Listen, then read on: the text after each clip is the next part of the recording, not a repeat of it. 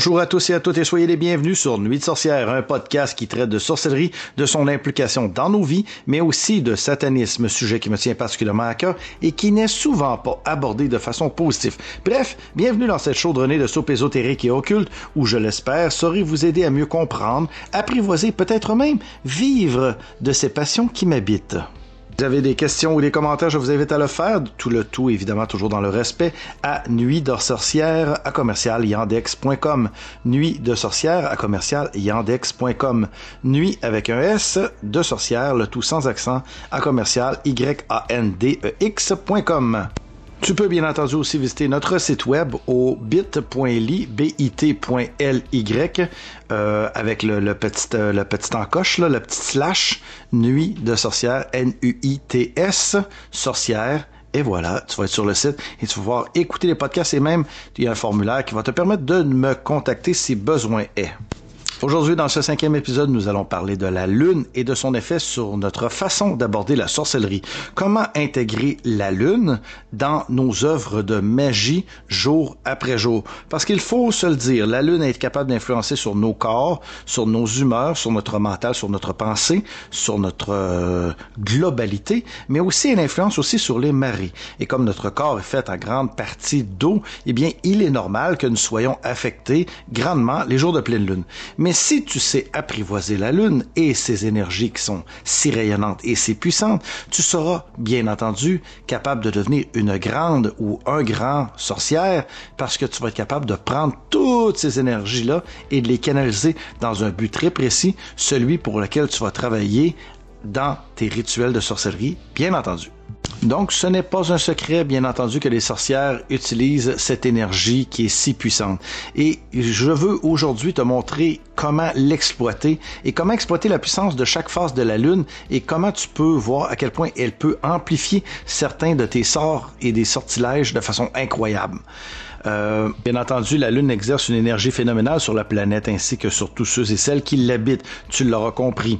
Elle régit les marées et nous en ressentons facilement ses forces, surtout lors des nuits de pleine Lune, comme je viens de te le dire précédemment.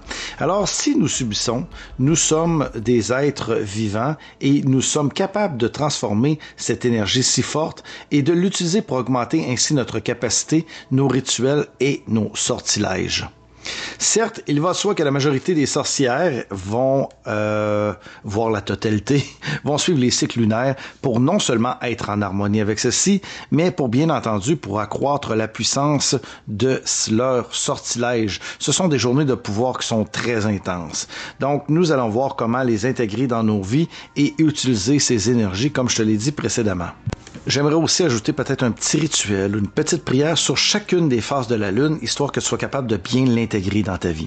La première de toutes les lunes, pour moi, et qui est une des plus importantes, et là, je sais que certaines personnes n'aimeront pas ça, n'aimeront pas ce que je vais dire, parce que c'est souvent ignoré ou simplement, des fois, c'est pas de la malfaisance, ça c'est juste oublié par certaines personnes. Et cette phase de la Lune qui est si importante pour moi, c'est la Dark Moon, communément appelée la Lune noire. Et celle-ci n'est pas ce que l'on pourrait croire. Ce n'est pas la New Moon, la nouvelle Lune. La Dark Moon, c'est l'absence totale de la Lune dans le ciel. Donc, je vous rassure, la Lune est toujours là physiquement par contre. Alors que la nouvelle Lune comporte un léger début de rayonnement, mais pratiquement invisible à l'œil nu, les soirs de la Dark Moon, elle sera toujours... Premièrement, c'est toujours la journée qui précède la nouvelle Lune et c'est la journée qui est la plus noire. Nous sommes dans le noir le plus total. Pour ce faire, pour la trouver, c'est facile, elle n'est pas indiquée sur les calendriers. Si tu dois regarder le calendrier, tu dois repérer la nouvelle lune. Eh bien, quand tu vas voir la nouvelle lune, un jour avant, bam, tu y es. Voici la journée la plus noire de tout le mois, celle de la Dark Moon. Bon, évidemment, je tiens ici à préciser que vous ne devez pas confondre cette lune avec son aspect astrologique, car la lune noire en astrologie, c'est le moment où deux nouvelles lunes se côtoient dans le même mois. Un phénomène qui arrive aux environs des 29 mois, OK?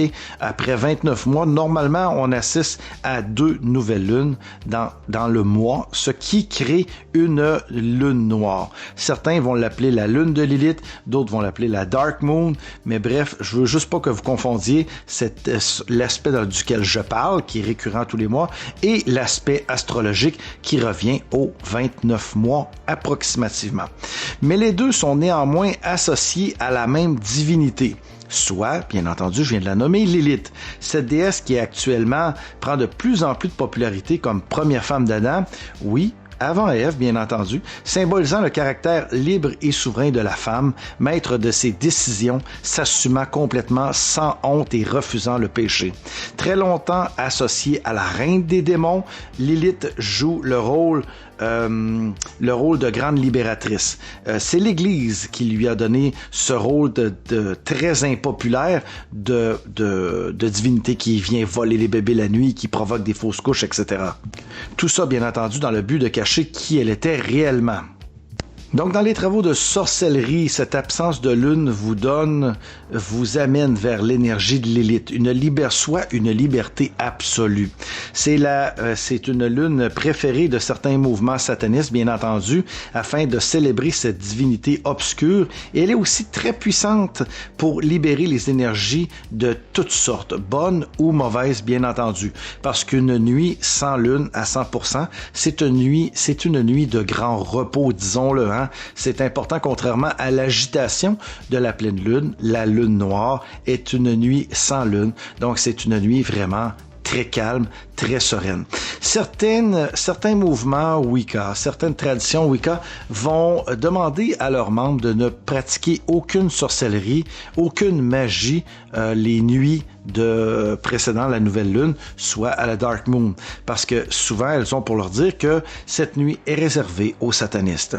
Mais en fait, c'est se priver de beaucoup de potentiel énergétique, parce que si nous sommes dans le néant, nous sommes dans la pureté la plus puissante.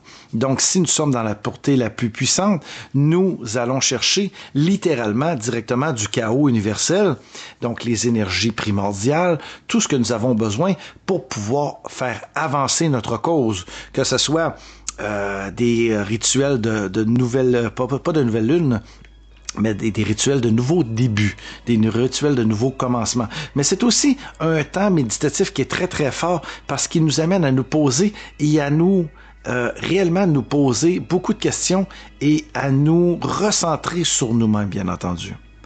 Si pour vous, célébrer la Dark Moon est quelque chose d'important et que vous voulez vraiment créer une belle relation avec Lilith, je vous invite à peut-être envisager ce petit rituel que je trouve fort plaisant, que j'ai pris sur le site chaosophie.net et qui nécessite pas grand-chose. C'est certain, oui, il nécessite certaines chandelles, mais moi, je n'en mets pas les soirs de la lune noire parce qu'on veut rester dans le noir le plus total. Moi, je m'inspire tout simplement en prenant un bon verre de vin rouge et ce vin rouge, je le bénis directement pour Lilith, car Lilith, c'est une offrande qu'elle aime beaucoup.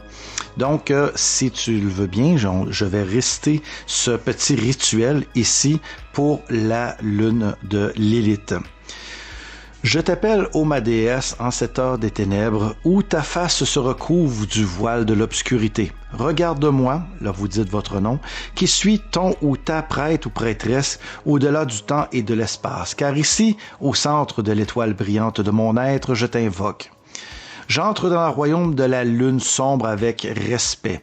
Je visite le jardin des fragments d'âmes perdues, cherchant des eaux rejetées par choix ou par la force tout au long de ma vie. Par le pouvoir des puits sombres de la terre, je t'appelle à moi, déesse écarlate Lilith, entends-moi, moi qui célèbre ton culte. Du repère du serpent dans les eaux de rubis, je t'appelle, mère des sorcières et reine des délices interdits, viens et que ta magie opère. Des montagnes et des collines où brûlent les feux du sabbat, je t'appelle, déesse du croissant obscur, mère de la sagesse noire, viens, enserre-moi dans tes bras, de la reconnaissance et de la régénération se fera, que ta magie opère. Des cieux noirs de la nuit, je t'appelle mère des dragons. Souffle brûlant qui crie sa liberté à la face du désert. Viens et que ta magie opère. Écoute mon appel, viens en ce temple de chair m'investir de ton pouvoir et m'apporter ta saine bénédiction.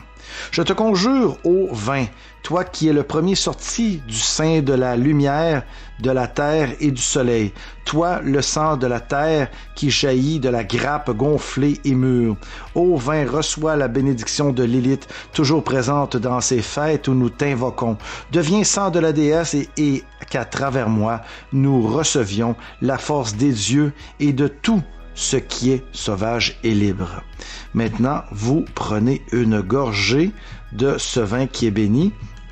Évidemment, le rituel continue encore un peu plus loin, donc je vous invite à aller le voir sur chaosophie.net pour avoir l'intégralité du rituel, si c'est quelque chose qui vous tente, mais je peux vous assurer d'une chose, c'est que ce genre de rituel nous met vraiment en relation avec les divinités, et comme je l'ai parlé dans mon épisode avec notre comment créer une relation avec les divinités, eh bien, Lilith est un personnage excessivement puissant qui gagne, évidemment, ma foi, en popularité actuellement, beaucoup par les regroupements féministes, mais bien entendu, elle est invoquée à toutes sortes de sauces. Mais il faut se rappeler que c'est une grande déesse et il ne vaut mieux ne pas se frotter à elle de la mauvaise façon, dis-je. Il faut arriver vers elle, le cœur pur et emprunt vraiment de la décision de devenir un de ses disciples et de pouvoir s'intégrer et s'imprégner de tout ce qu'elle a à nous enseigner parce que oui, les dieux et les divinités sont là pour nous enseigner des choses.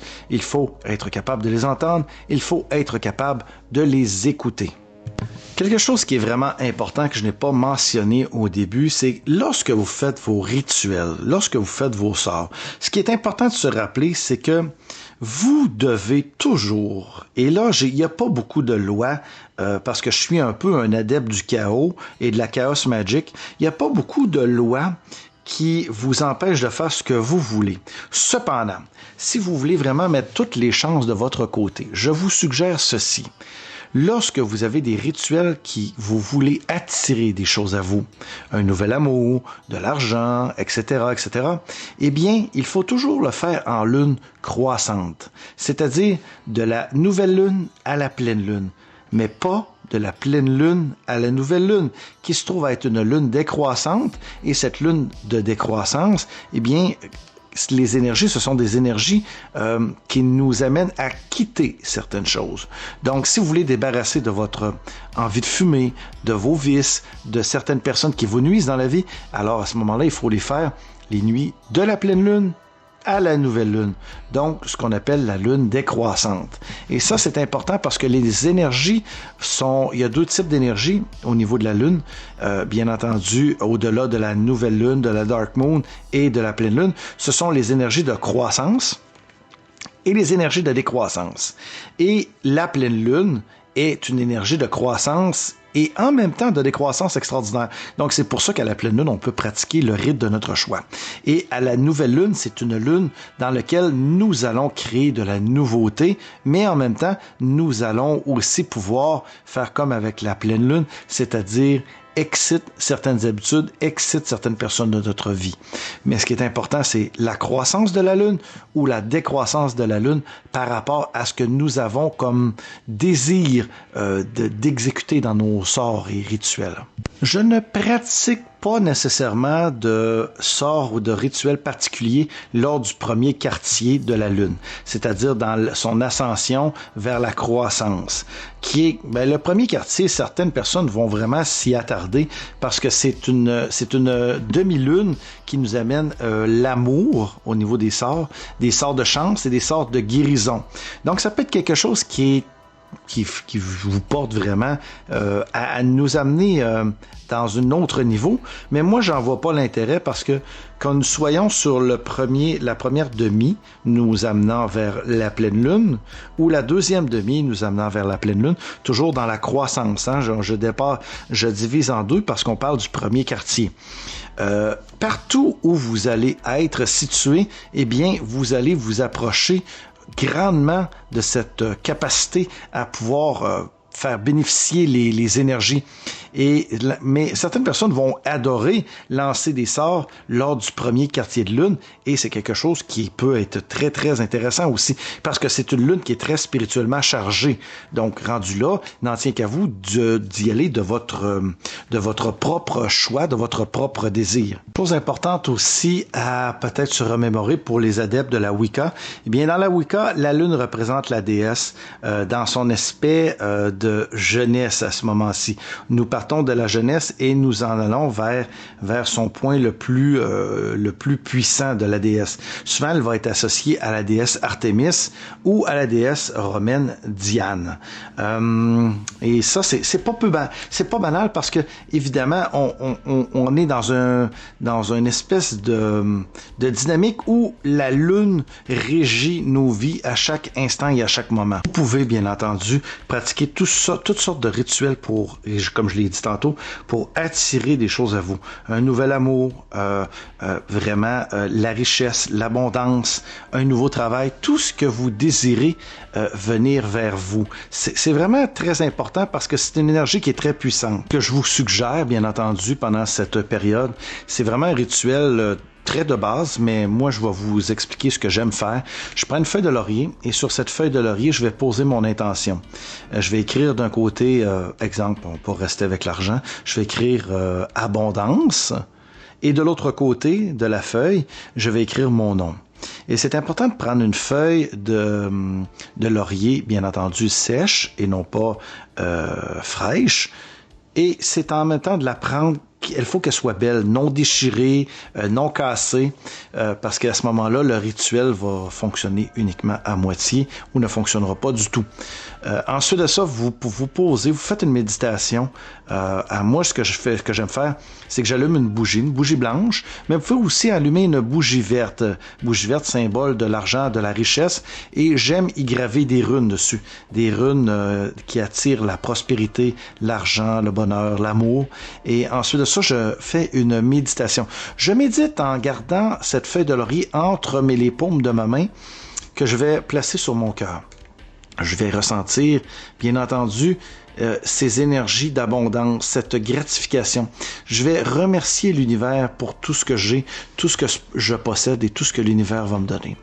Et ensuite, eh bien, avec cette bougie qui aura pris forme, je vais prendre des petites pinces par contre, parce que vous allez voir, ça brûle vite une feuille de laurier sèche et ça crépite, donc soyez très prudents. Mettez-vous peut-être dans un endroit au-dessus d'un lavabo ou à l'extérieur, dans un endroit où vous ne risquez pas de mettre le feu, bien entendu, et vous allez la faire enflammer et apporter toute cette belle substance à l'univers et en même temps vous imprégner de cette énergie d'abondance par cette fumée et visualiser en même temps toute cette demande qui s'en va directement vers les dieux par la fumée qui en échappe. Que ce soit pour un rituel d'argent, un rituel, tout ce que vous désirez attirer à vous, c'est le moment de le faire lors d'une lune croissante. Donc, n'hésitez pas et allez-y, c'est important. Ça arrive à tous les mois, bien entendu. Donc, si vous oubliez un mois, on peut skip et s'en aller en un autre mois. Mais il y a des mois aussi qui sont plus intéressants que d'autres, que vous pouvez juxtaposer avec l'astrologie, bien sûr. Exemple, si la Lune est actuellement dans les bons aspects de Vénus, eh bien, ça va être encore plus fort pour vous en aller directement dans un rituel d'amour. Et si ce rituel d'amour-là, vous le faites un vendredi, qui est la journée de Vénus, donc de la déesse Vénus, de la déesse Aphrodite, eh bien, vous allez encore plus augmenter les chances de réalisation de vos souhaits. Vous voyez, c'est ça qui est intéressant, c'est de jumeler aussi le côté des jours de la semaine, parce que chaque jour de la semaine correspond à un astre et chaque astre correspond vraiment à une fenêtre d'opportunité que nous avons et dans laquelle nous voulons aller. Donc, comme dimanche est associé au soleil. Donc, le soleil, évidemment, c'est associé à tout ce qui est joie, bonheur, tout si tu désires apporter de la joie et du bonheur dans ta vie, partout autour de toi, ou même des énergies de guérison, parce que le soleil est très fort, eh bien, tu peux y aller pour faire ça un dimanche, ce qui est très intéressant. Donc, de regarder une carte du ciel peut-être juste en tapant brièvement sur Google pour voir la carte du ciel de la semaine en cours, eh bien, va t'amener nécessairement à voir différemment les journées dans lesquelles tu peux y aller avec tes sorts et rituels. Mais bien entendu, tu peux y aller à tous les jours, mais tu peux quand même t'y attarder, ce qui va faire en sorte que, justement, tu vas décupler, mais vraiment de beaucoup, les forces énergétiques en puissance pour réaliser correctement, mettre dans la réalité ces sorts pour qu'ils deviennent ces petits miracles de notre vie. Et maintenant, mesdames et messieurs, elle se produit à tous les 14 jours ou à peu près. Eh bien, elle est facile à identifier. Elle est magnifique dans un ciel bien étoilé lorsque les nuages sont éparpillés. Vous l'avez deviné, il s'agit de la pleine lune. Elle représente l'aboutissement de la réussite de tout ce que vous avez commencé au cours des phases de la lune. Maintenant, tout est plénitude. Au cours de cette phase, les gens sont plus réceptifs et les relations sociales, on peut relaxer aussi, le remarquer, mais deviennent plus favorables. Et là, je mets un petit bémol. Il y a beaucoup de gens, ce que j'appelle les amis de la pleine lune. Ces gens-là vont être beaucoup plus ouverts au moment de la pleine lune, parce qu'on souffre beaucoup.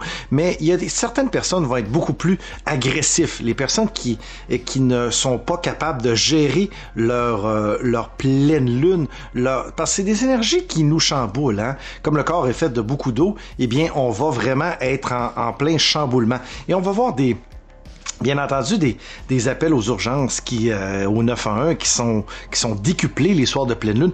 Certaines personnes virent un peu fou d'ailleurs, parce qu'il faut être capable de bien se gérer.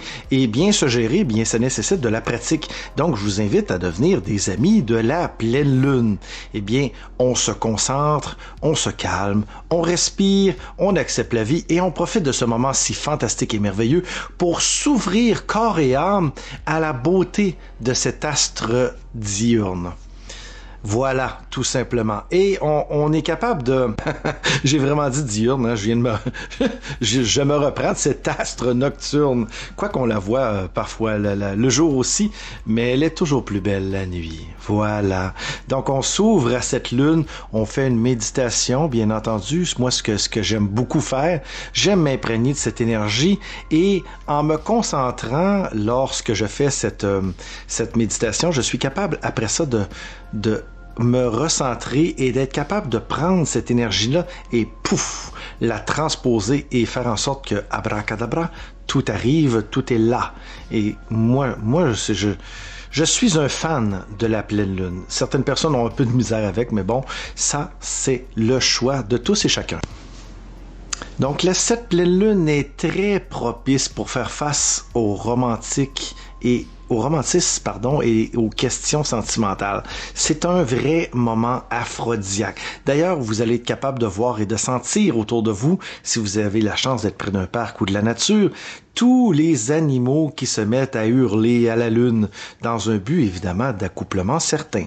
Donc, c'est un moment de prendre vos désirs et de le transposer de façon concrète et assumée pour pouvoir être dans cette énergie si forte et si puissante, dans ce courant, parce que c'est vraiment comme un genre de courant, comme si c'était la marée qui nous tombait dessus avec force, vigueur et fracas. C'est une énergie qui est très, très forte, très stable, malgré le fait qu'elle peut rendre instable. Donc, il faut en profiter pour sortir tout ce qu'on a à sortir, crier à la lune, crier ses désirs, ses espoirs et vivre de tout son corps et de son être ces moments si importants, ces moments charnières de désirs, de rituels qui sont en train de s'accomplir et qui deviennent des miracles de nos vies.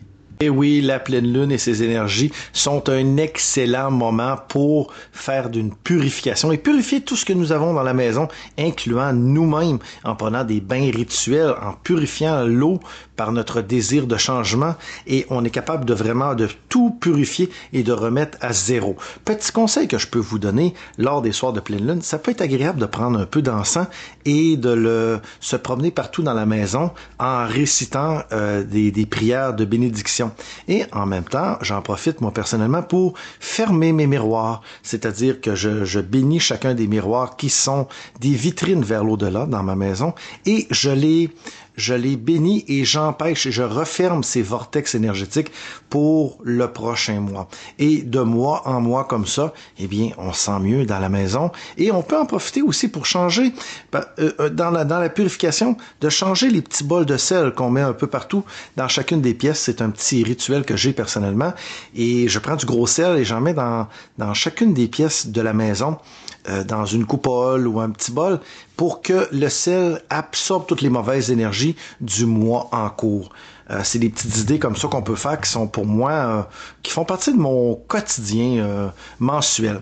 Ensuite, vous avez des rituels de gratitude. Oui, la gratitude. Prendre le temps de prendre un pas de recul et remercier la vie pour tout ce qu'elle nous a apporté dans le dernier mois. Remercier la vie pour tous ces gens merveilleux que nous côtoyons. Remercier la vie pour toutes ces belles opportunités que la vie nous offre, bien entendu. Et c'est tellement quelque chose de beau, il ne faut pas omettre le fait de remercier les énergies qui nous guident à chaque moment de la vie, car c'est grâce à eux qu'on est capable d'être ce que nous sommes. Ensuite, il y a des vœux de protection, ils sont très importants. On peut répéter à voix haute quelque chose comme « Oh, ma très chère lune, toi qui es ronde dans le ciel, accorde-moi ». Alors, vous dites ce que vous avez besoin, évidemment. Pas plus compliqué que ça. Et vous pouvez le répéter 3 fois. Ô lune, toi qui es ronde dans le ciel, apporte la paix sur la terre et protège toute vie qui l'habite. Ça peut être quelque chose comme ça. Et on finit le tout avec « Merci, chère lune, d'exaucer ma demande ». Vous pouvez remplacer, bien sûr, la lune par le nom de votre dieu ou de votre déesse préférée, ou encore, ça peut être tout simplement les énergies de la vie. On peut aussi se débarrasser des mauvaises habitudes. Hein? C'est un moment qui est vraiment propice à ça. On prend une bougie et on fait attention de ne pas se brûler avec, toujours, bien entendu. On prend un papier sur lequel on va avoir pris le temps en méditant de voir ce qu'on veut voir s'éliminer dans notre vie. Et, eh bien, à ce moment-là, on le brûle et on envoie ça directement aux énergies de l'univers. Dans la même façon de faire, il y a aussi ce que j'appelle des énergies de glace. Pas des énergies, des rituels de glace. Moi, ce que j'aime particulièrement, c'est prendre une bouteille d'eau vide, une bonne vieille bouteille d'eau en plastique sur laquelle je vais avoir dessiné pentacle, je vais avoir dessiné aussi des runes dessus. Et je prends un papier et j'écris mes intentions de bloquer, mettons, une certaine personne ou de bloquer une certaine énergie et je mets ça, je le roule, je le mets dans la bouteille. Une fois que c'est dans la bouteille, je la remplis d'eau et bing, badaboum, je mets ça au congélateur et voilà, c'est fait. La personne, ou je dis la personne, mais ça peut être l'événement, ça peut être quelque chose qui nous tracasse, une mauvaise habitude, et boum, ça devient neutralisé une fois que la bouteille est gelée. Évidemment, il ne faut pas la dégeler parce que si nous dégelons la bouteille, eh bien, nous retournons à l'univers, l'opportunité de reprendre le flambeau là-dessus. Si vous voulez vraiment, parce que vous n'avez plus de place dans votre congélateur, ce que je vous suggère de faire, c'est une fois que la bouteille est fondue, l'intérieur, l'eau de la bouteille, c'est d'ouvrir le tout délicatement, idéalement sans toucher à l'eau, parce que l'eau va être corrompue, de la vider dans la toilette, de partir la chasse d'eau et de regarder vraiment son vœu, ses énergies, nous quitter et rester une petite prière en disant merci à la vie pour ce truc, patati patata, qui sort maintenant de ma vie. 2 petits trucs encore sur la pleine lune que j'aime beaucoup particulièrement. Il y a évidemment ceux qui sont adeptes des pierres comme moi, parce que les pierres nous apportent énormément de choses positives, hein, que ce soit des pierres, des quartz roses, des lapis-lazuli, etc. J'en parlerai probablement éventuellement dans un autre podcast, mais c'est de recharger ces pierres. Prendre ces cristaux, les mettre sur le bord de la fenêtre, et c'est encore mieux si vous pouvez les mettre directement à l'extérieur pour qu'ils se rechargent de toute l'énergie de la pleine lune. Même chose pour faire, et là c'est important, de l'eau de lune, de l'eau de pleine lune. Parce que cette eau de pleine lune va être infusée, on prend un bol évidemment, pas en plastique. J'aime mieux, moi, un bol, peut-être un pot en vitre qu'on peut refermer. Et moi, j'aime bien le mettre à l'extérieur, directement sur ma table dehors, qui pointe sur la pleine lune. Donc, l'eau va s'énergiser. Et tout le mois, je vais pouvoir utiliser cette eau, soit pour nourrir mes plantes, soit pour 2, purifier mon intérieur, faire du nettoyage avec, pour laisser partir les mauvaises énergies. Et cette eau de lune-là, il faut la conserver par contre à l'abri de la lumière. Ce que vous pouvez faire si vous avez pris un pot en verre qui est pas très gros, eh bien, c'est une fois que, et j'insiste sur le fait que vous devez reprendre votre bouteille d'eau en verre avant le lever du soleil. Parce que le soleil va venir altérer. C'est une autre énergie qui va rentrer directement en lien avec les énergies de la nouvelle lune. Donc, une fois que vous l'avez prise, moi, ce que je fais, c'est que je la mets vraiment dans une pièce qui est très, très sombre, qui est à l'abri des regards de la lune. Et souvent, même, je vais prendre un bon vieux bas que je vais mettre le pot à l'intérieur.